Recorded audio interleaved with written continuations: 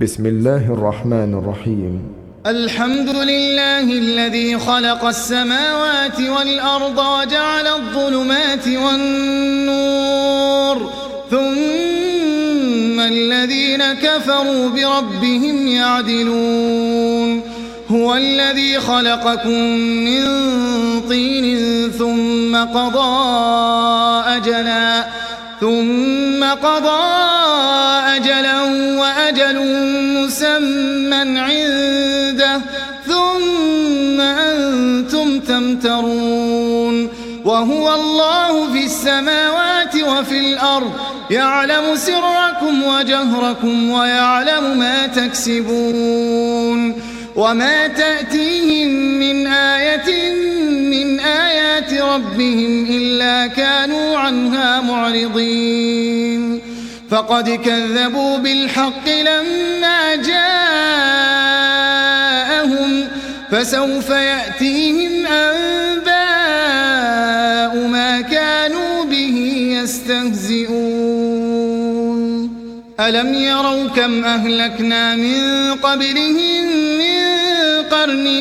مكناهم في الأرض ما لم نمكن لكم وأرسلنا السماء عليهم مدرارا وجعلنا الأنهار تجري من تحتهم فأهلكناهم بذنوبهم وأنشأنا من بعدهم قرنا آخرين. ولو نزلنا عليك كتابا في قرطاس فلمسوه بأيديهم لقال الذين كفروا إن هذا إلا سحر مبين. وقالوا لولا أنزل عليه ملك ولو أنزلنا ملكا لقضي الأمر ثم لا ينظرون. ولو جعلناه ملكا لجعلناه رجلا وللبسنا عليهم ما يلبسون. ولقد استهزئ برسل من قبلك فحاق بالذين سخروا منهم ما كانوا به يستهزئون. قل سيروا في الأرض ثم انظروا كيف كان عاقبة المكذبين. قل لمن ما في السماوات والأرض قل لله كتب على نفسه الرحمة ليجمعنكم إلى يوم القيامة لا ريب فيه الذين خسروا أنفسهم فهم لا يؤمنون. وله ما سكن في الليل والنهار وهو السميع العليم. قل أغير الله أتخذ وليا فاطر السماوات والأرض وهو يطعم ولا يطعم. قل إني أمرت أن أكون أول من أسلم ولا تكونن من المشركين. قل إني أخاف إن عصيت ربي عذاب يوم عظيم. من يصرف عنه يومئذ فقد رحمه وذلك الفوز المبين. وإن يمسسك الله بضر فلا كاشف له إلا هو وإن يمسسك بخير فهو على كل شيء قدير. وهو القاهر فوق عباده وهو الحكيم الخبير. قل أي شيء أكبر شهادة قل الله شهيد بيني وبينكم وأوحي إلي هذا القرآن لأنذركم به ومن بلغ أئنكم لتشهدون أن مع الله آلهة أخرى قل لا أشهد قل إنما هو إله واحد وإنني بريء مما تشركون الذين آتيناهم الكتاب يعرفونه كما يعرفون أبناءهم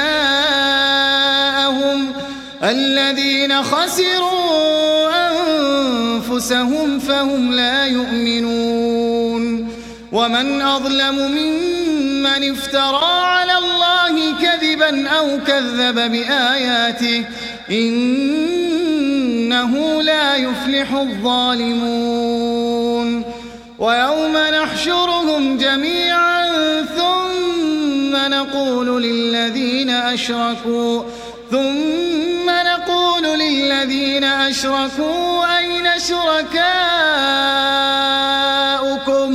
أين شركاؤكم الذين كنتم تزعمون ثم لم تكن فتنتهم إلا أن قالوا والله ربنا ما كنا مشركين انظر كيف كذبوا على أنفسهم وضل عنهم ما كانوا يفترون ومنهم من يستمع إليك وجعلنا على قلوبهم أكنة أن يفقهوا وفي آذانهم وقرا وإن يروا كل آية لا يؤمنوا بها حتى إذا جاءوك يجادلونك يقول الذين كفروا إن هذا إلا أساطير الأولين وهم ينهون عنه وينأون عنه وإن يهلكون إلا أنفسهم وما يشعرون ولو ترى إذ وقفوا على النار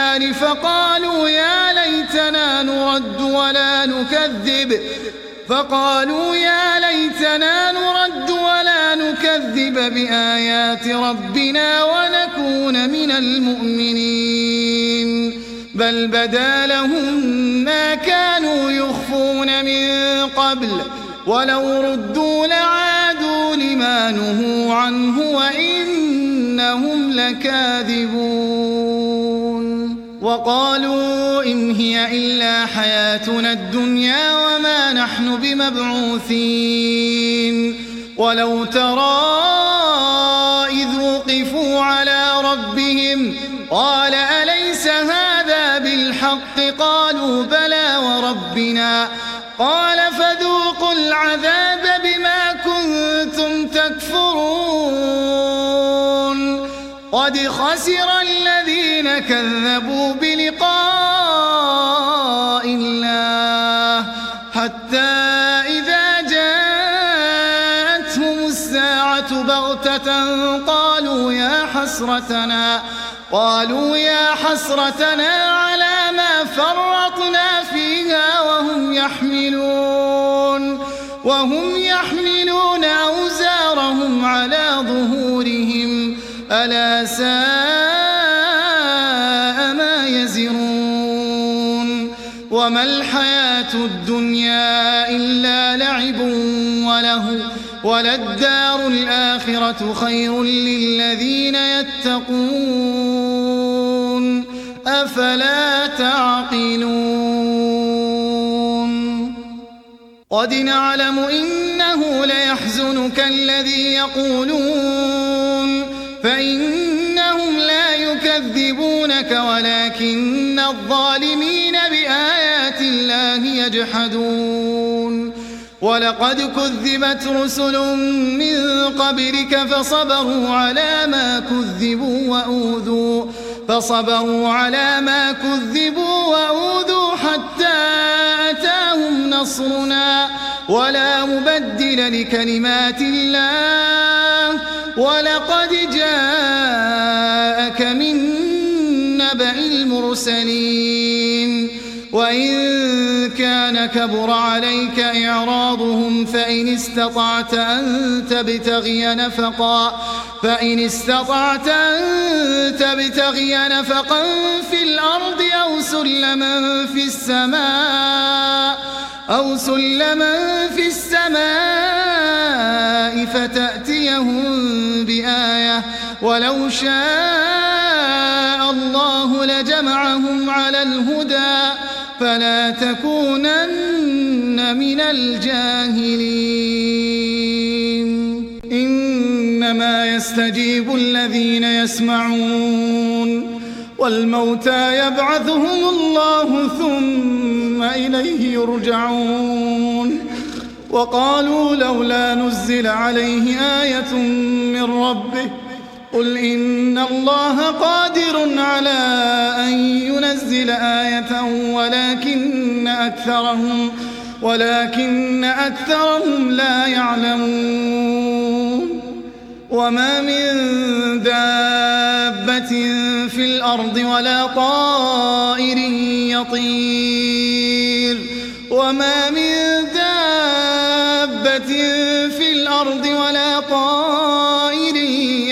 بجناحيه إلا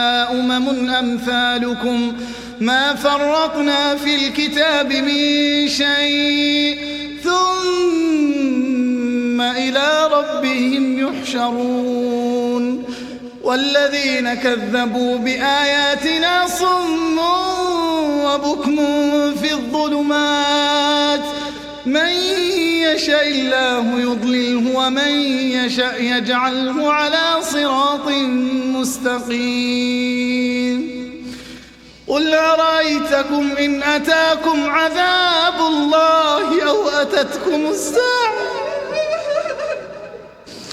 أو أتتكم الساعة وغير الله تدعون إن كنتم صادقين بل إياه تدعون فيكشف ما تدعون إليه إن شاء وتنسون ما تشركون ولقد أرسلنا إلى أمم من قبلك فأخذناهم بالبأساء والضراء لعلهم يتضرعون فلولا إذ جاءهم بأسنا تضرعوا ولكن قست قلوبهم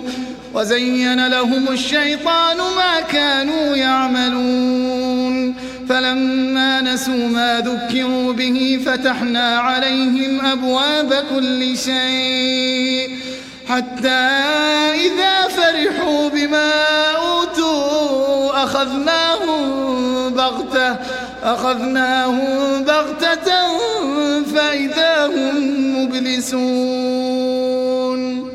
فقطع دابر القوم الذين ظلموا والحمد لله رب العالمين قل أرأيتم إن أخذ الله سمعكم وأبصاركم وختم على قلوبكم من إله غير الله يأتيكم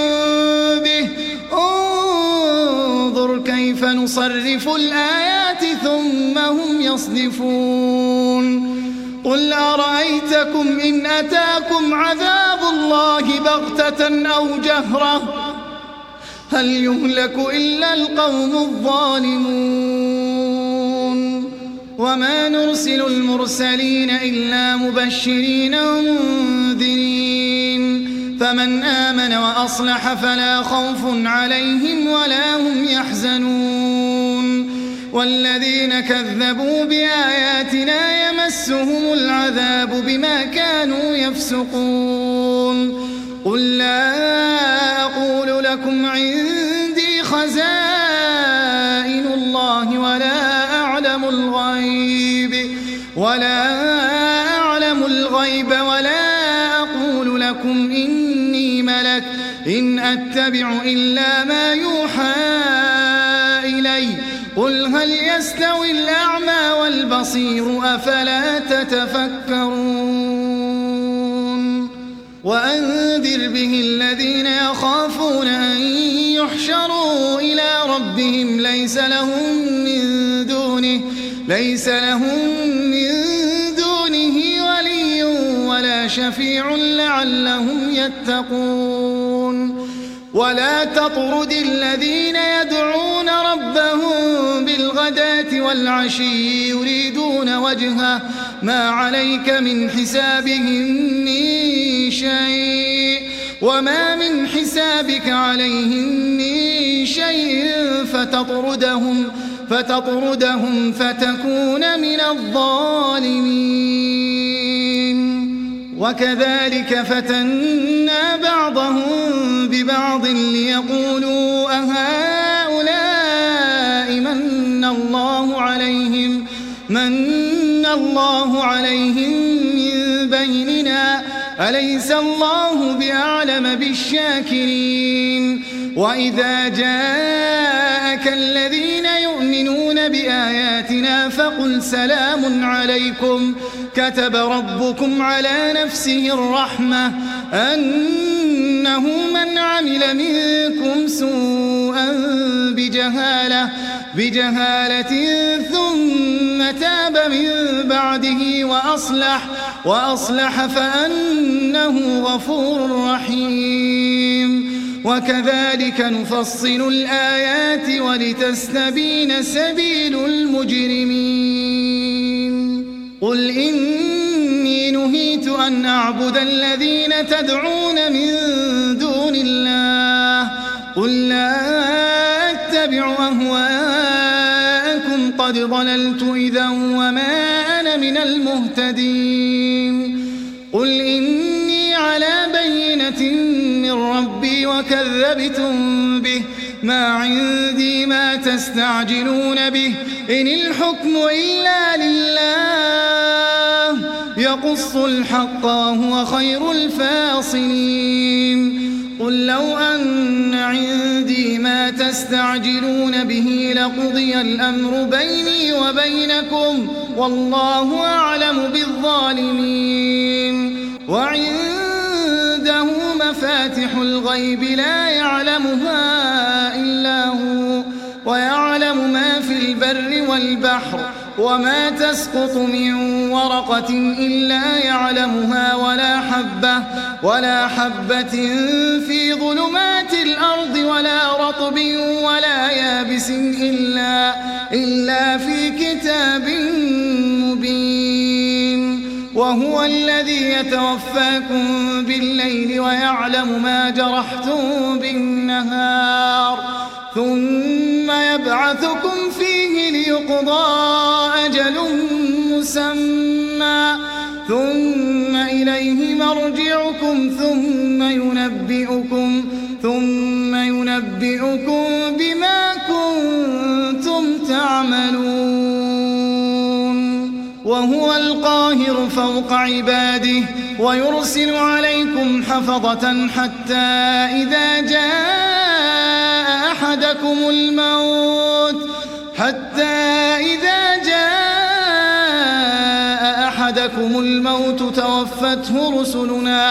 توفته رسلنا وهم لا يفرطون ثم ردوا إلى الله مولاهم الحق ألا له الحكم وهو أسرع الحاسبين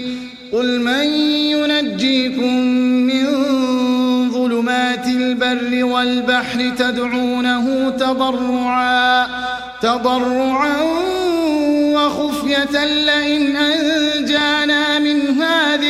لئن أنجانا من هذه لنكونن من الشاكرين قل الله ينجيكم منها ومن كل كرب ثم أنتم تشركون قل هو القادر على أن يبعث عليكم عذابا من فوقكم أو من تحت أرجلكم أو يلبسكم شيعا ويذيق بعضكم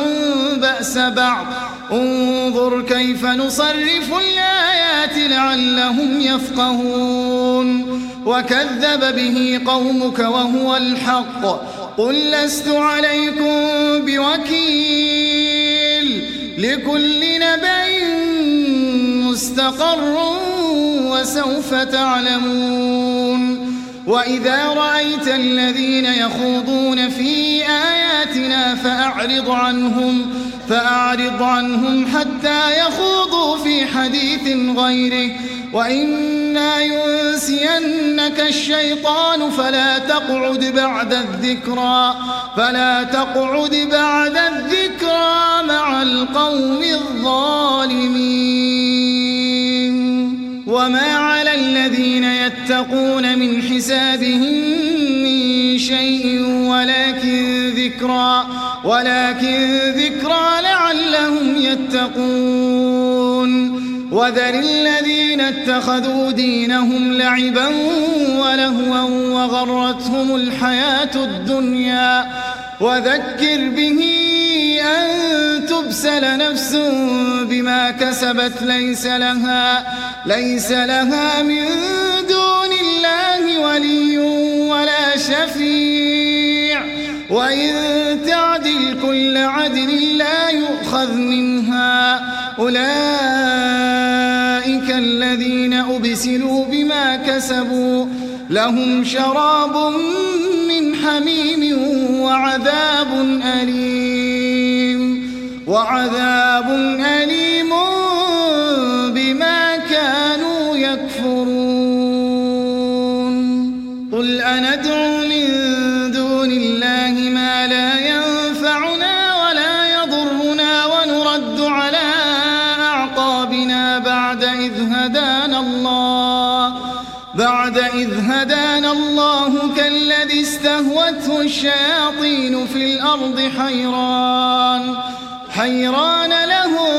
أصحاب يدعونه إلى الهدى ائتنا قل إن هدى الله هو الهدى وأمرنا لنسلم لرب العالمين وأن أقيموا الصلاة واتقوه وهو الذي إليه تحشرون وهو الذي خلق السماوات والأرض بالحق ويوم يقول كن فيكون قوله الحق وله الملك يوم ينفخ في الصور عالم الغيب والشهادة وهو الحكيم الخبير وإذ قال إبراهيم لأبيه آزر أتتخذ أصناما آلهة إني أراك وقومك في ضلال مبين وكذلك نري إبراهيم ملكوت السماوات والأرض وليكون من الموقنين فلما جن عليه الليل رأى كوكبا قال هذا ربي فلما أفل قال لا أحب الآفلين فلما رأى القمر بازغا قال هذا ربي فلما أفل قال لئن لم يهدني ربي لأكونن من القوم الضالين فلما رأى الشمس بازغة قال هذا ربي هذا أكبر فلما أفلت قال يا قوم إني بريء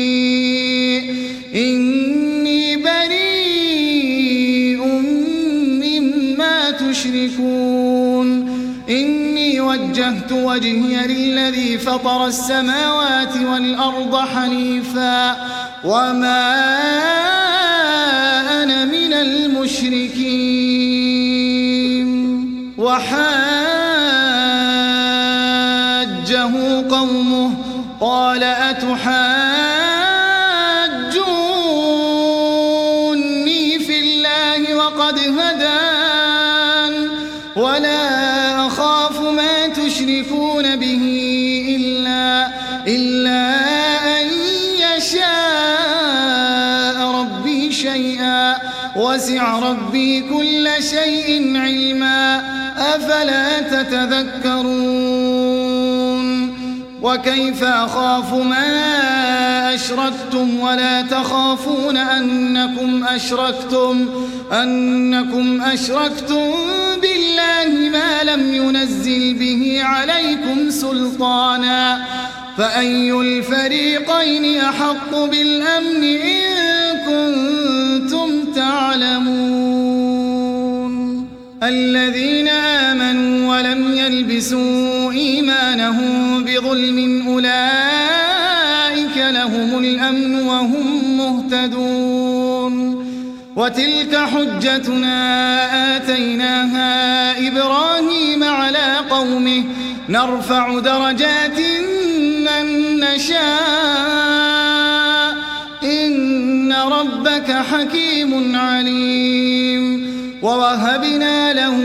إسحاق ويعقوب كلا هدينا ونوحا هدينا من قبل ومن ذريته داود وسليمان وأيوب ويوسف وموسى وهارون وكذلك نجزي المحسنين وزكريا ويحيى وعيسى وإلياس كل من الصالحين وإسماعيل واليسع ويونس ولوطا وكلا فضلنا على العالمين ومن آبائهم وذرياتهم وإخوانهم واجتبيناهم وهديناهم إلى صراط مستقيم ذلك هدى الله يهدي به من يشاء من عباده ولو أشركوا لحبط عنهم ما كانوا يعملون أولئك الذين آتيناهم الكتاب والحكم والنبوة فإن يكفر بها هؤلاء فقد وكلنا بها قوما ليسوا بها بكافرين أولئك الذين هدى الله فبهداه مقتده قل لا أسألكم عليه أجرا إن هو إلا ذكرى للعالمين وما قدروا الله حق قدره إذ قالوا ما أنزل الله على بشر من شيء قل من أنزل الكتاب الذي جاء به موسى نورا وهدى للناس تجعلونه قراطيس تبدونها وتخفون كثيرا وعلمتم ما لم تعلموا أنتم ولا آباؤكم قل الله ثم ذرهم في خوضهم يلعبون وهذا كتاب أنزلناه مبارك مصدق الذي بين يديه ولتنذر أم القرى ومن حولها والذين يؤمنون بالآخرة يؤمنون به وهم على صلاتهم يحافظون ومن أظلم ممن افترى على الله كذبا أو قال أوحي إلي ولم يوح إليه شيء ومن قال سأنزل مثل ما أنزل الله ولو ترى إذ الظالمون في غمرات الموت والملائكة باسطوا أيديهم أخرجوا أنفسكم اليوم تجزون عذاب الهون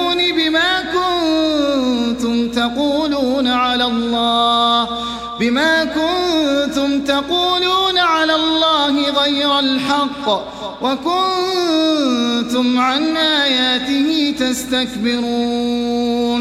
ولقد جئتمونا فرادا كما خلقناكم أول مرة وتركتم ما خولناكم وراء ظهوركم وما نرى معكم شفعاءكم الذين زعمتم أنهم فيكم شركاء لقد تقطع بينكم وضل عنكم ما كنتم تزعمون إن الله فالق الحب والنوى يخرج الحي من الميت ومخرج الميت من الحي ذلكم الله فأنى تؤفكون فالق الإصباح وجعل الليل سكنا والشمس والقمر حسبانا ذلك تقدير العزيز العليم وهو الذي جعل لكم النجوم لتهتدوا بها في ظلمات البر والبحر قد فصلنا الآيات لقوم يعلمون وهو الذي أنشاكم من نفس واحدة فمستقر ومستودع قد فصلنا الآيات لقوم يفقهون وهو الذي أنزل من السماء ماء فأخرجنا به نبات كل شيء فأخرجنا منه خضرا نخرج منه حبا متراكبا ومن النخل من طلعها قنوان دانية وجنات من أعناب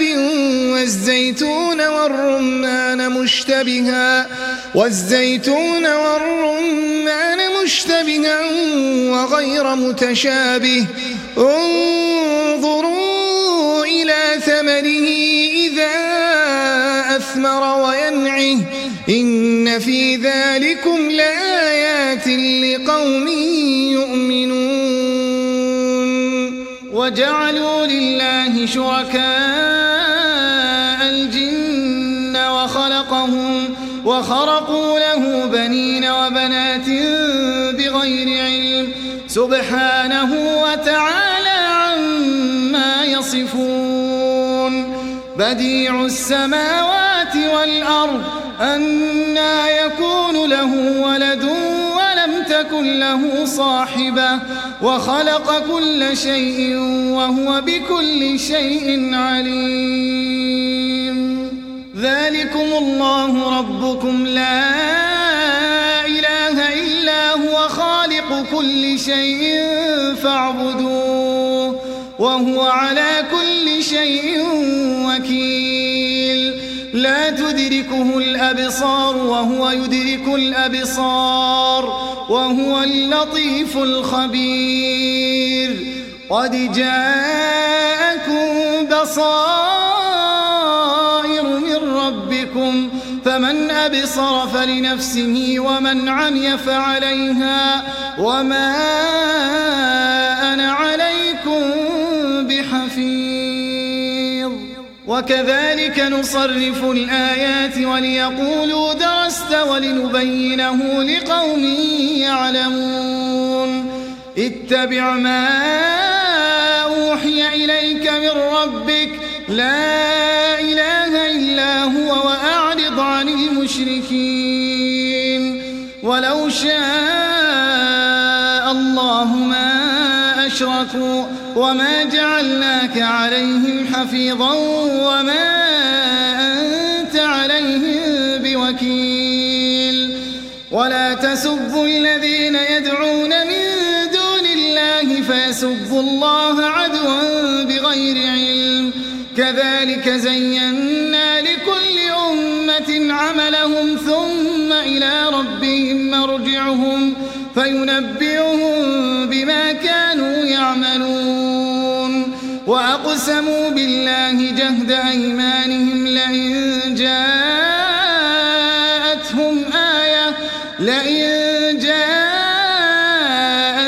آية ليؤمنن بها قل إنما الآيات عند الله وما يشعركم أنها إذا جاءت لا يؤمنون ونقلب أفئدتهم وأبصارهم كما لم يؤمنوا به أول مرة ونذرهم في طغيانهم يعمهون ولو أننا نزلنا إليهم الملائكة وكلمهم الموتى وحشرنا عليهم كل شيء قبلا ما كانوا ليؤمنوا إلا أن يشاء الله ولكن أكثرهم يجهلون وكذلك جعلنا لكل نبي عدوا شياطين الإنس والجن يوحي بعضهم إلى بعض زخرف القول غرورا ولو شاء ربك ما فعلوه فذرهم وما يفترون ولتصغى إليه أفئدة الذين لا يؤمنون بالآخرة وليرضوه وليقترفوا ما هم مقترفون أفغير الله أبتغي حكما وهو الذي أنزل إليكم الكتاب مفصلا والذين آتيناهم الكتاب يعلمون أنه منزل من ربك بالحق فلا تكونن من الممترين وتمت كلمة ربك صدقا وعدلا لا مبدل لكلماته وهو السميع العليم وإن تطع أكثر من في الأرض يضلوك عن سبيل الله إن يتبعون إلا الظن وإن هم إلا يخرصون إن ربك هو أعلم من يضل عن سبيله وهو أعلم بالمهتدين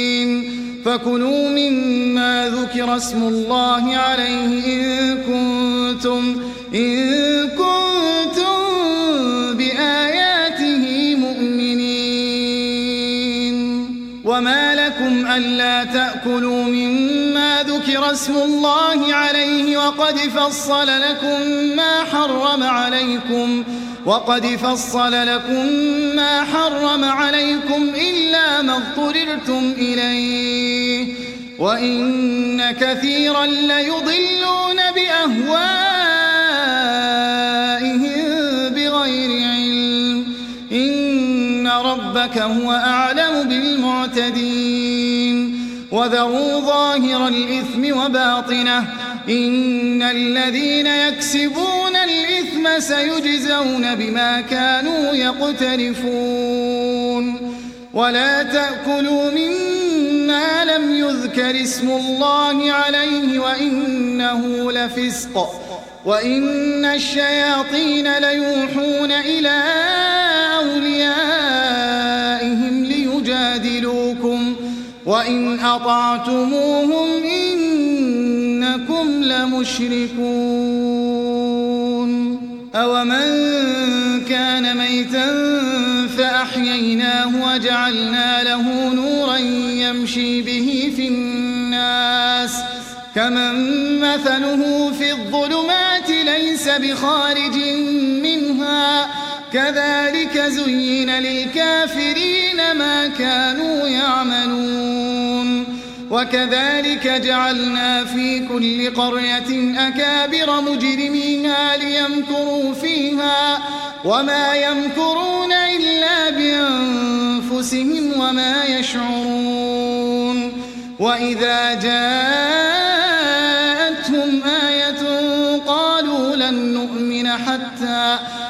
حتى نؤتى مثل ما أوتي رسل الله. الله أعلم حيث يجعل رسالته. سيصيب الذين أجرموا صغار عند الله وعذاب شديد بما كانوا يمكرون. فمن يرد الله أن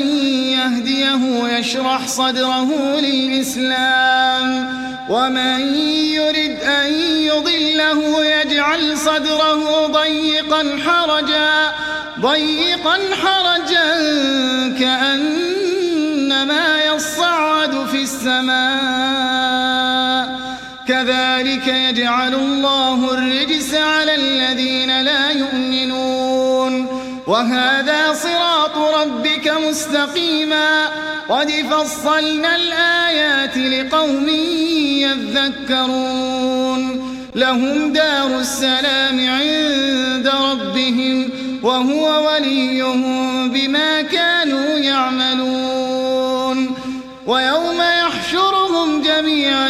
يا معشر الجن قد استكثرتم من الإنس وقال أولياؤهم من الإنس ربنا استمتع بعضنا ببعض وبلغنا أجلنا الذي أجلت لنا قال النار مثواكم خالدين فيها إلا ما شاء الله إن ربك حكيم عليم. وكذلك نولي بعض الظالمين بعضا بما كانوا يكسبون. يا معشر الجن والإنس ألم يأتكم رسل منكم يقصون عليكم آياتي وينذرونكم لقاء يومكم هذا قالوا شهدنا على أنفسنا وغرتهم الحياة الدنيا وشهدوا على أنفسهم أنهم كانوا كافرين. ذلك أن لم يكن ربك مهلك القرى بظلم وأهلها غافلون. ولكل درجات مما عملوا وما ربك بغافل عما يعملون. وربك الغني ذو الرحمة إن يشأ يذهبكم ويستخلف من بعدكم ما يشاء كما أنشاكم من ذرية قوم آخرين. إنما توعدون لآت وما أنتم بمعجزين. قل يا قوم اعملوا على مكانتكم إني عامل فسوف تعلمون من تكون له عاقبة الدار إنه لا يفلح الظالمون. وجعلوا لله مما ذرأ من الحرث والأنعام نصيبا فقالوا هذا لله بزعمهم وهذا لشركائنا فما كان لشركائهم فلا يصل إلى الله وما كان لله فهو يصل إلى شركائهم ساء ما يحكمون.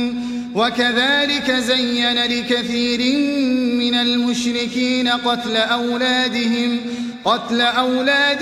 شركاؤهم ليردوهم وليلبسوا عليهم دينهم ولو شاء الله ما فعلوه فذرهم وما يفترون. وقالوا هذه أنعام وحرث حجر لا يطعمها إلا من نشاء إلا من نشاء بزعمهم وأنعام حرمت ظهورها وأنعام لا يذكرون اسم الله عليها افتراء عليه سيجزيهم بما كانوا يفترون. وقالوا ما في بطون هذه الأنعام خالصة لذكورنا ومحرم على أزواجنا وإن يكن ميتة فهم فيه شركاء سيجزيهم وصفهم إنه حكيم عليم. قد خسر الذين قتلوا أولادهم سفها بغير علم وحرموا ما رزقهم الله افتراء على الله قد ضلوا وما كانوا مهتدين. وهو الذي أنشأ جنات معروشات وغير معروشات والنخل والزرع مختلفا أكله والزيتون والرمان متشابها وغير متشابه كلوا من ثمره إذا أثمر وآتوا حقه يوم حصاده ولا تسرفوا إنه لا يحب المسرفين. ومن الأنعام حمولة وفرشا كلوا مما رزقكم الله ولا تتبعوا خطوات الشيطان إنه لكم عدو مبين. 8 أزواج من الضأن 2 ومن المعز 2 قل أذكرين حرم أم الأنثيين أما اشتملت عليه أرحام الأنثيين نبئوني بعلم إن كنتم صادقين. ومن الإبل 2 ومن البقر 2 قل أذكرين حرم أم الأنثيين أما اشتملت عليه أرحام الأنثيين أم كنتم شهداء إذ وصاكم الله بهذا فمن أظلم ممن افترى على الله كذبا ليضل الناس بغير علم إن الله لا يهدي القوم الظالمين. قل لا أجد فيما أوحي إلي محرما على طاعم يطعمه إلا أن يكون ميتة أو دما مسفوحا أو لحم خنزير فإنه رجس أو فسقا أهل لغير الله به فمن اضطر غير باغ ولا عاد فإن ربك غفور رحيم. وعلى الذين هادوا حرمنا كل ذي ظفر ومن البقر والغنم حرمنا عليهم شحومهما إلا ما حملت ظهورهما أو الحوايا أو ما اختلط بعظم ذلك جزيناهم ببغيهم وإنا لصادقون. فإن كذبوك فقل ربكم ذو رحمة واسعة ولا يرد بأسه عن القوم المجرمين. سيقول الذين أشركوا لو شاء الله ما أشركنا ولا آباؤنا حرمنا من شيء كذلك كذب الذين من قبلهم حتى ذاقوا بأسنا قل هل عندكم من علم فتخرجوه لنا إن تتبعون إلا الظن وإن أنتم إلا تخرصون قل فلله الحجة البالغة فلو شاء لهداكم أجمعين قل هلم شهداءكم الذين يشهدون أن الله حرم هذا فإن